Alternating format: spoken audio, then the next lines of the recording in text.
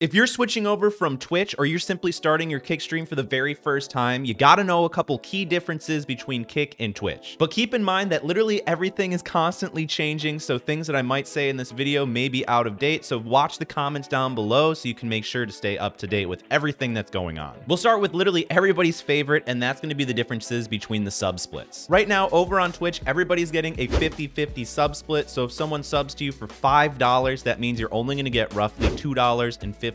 Whereas over on Kick, you get 95% of that sub revenue, which is going to be right around $4.75, which honestly, I'll take any day. So that's a fat W for Kick. Another key difference regarding the payments of both Twitch and Kick is that if we actually look over on Twitch, streamers get paid right around the 15th of every month after they hit the threshold, which is $50 for most payout methods or $100 with wire transfer. So that means if you made $100 on Twitch in June, then you're not going to get that money until July 15th. And that's only if you've made over $50. Otherwise, they keep that $50 hostage from you until you can hit the $50 threshold. So you can keep conning your viewers into giving you more money. Whereas over on Kick, they will pay you out regardless of how much money you have in your account, and they'll pay you out on the 1st of every month. So if you make $100 in revenue over on Kick in June, they're going to be paying you that $100 on July 1st. So that's another fat W for Kick. And you know that we like that because we like getting our money that much faster. And you know what you can do with that money? Then you can invest in some new overlays, graphics, and emotes with Own.tv, which is today's sponsor. I'll leave a link in the description down below where you can easily follow along, where you can get your hands on some real cool stream overlay packages. If we check out this brand new one and scroll down on the left-hand side, you can see in this package, you literally get everything you'll need for your Kick streams. You get a bunch of different options for your webcam overlays. You get a bunch of different animated alerts, panels for your Kick channel. You get a nice gameplay scene. You get a starting soon, end screen, BRB screen, as well as this really cool transition for when you switch between scenes. So if you want to take your stream to the next level, I'll leave a link in the description down below where you can get started. Another big difference between Twitch and Kick is the bombardment of ads. I'm just going to click on a random person's stream. Let's go over this guy's stream, and then let's see what happens.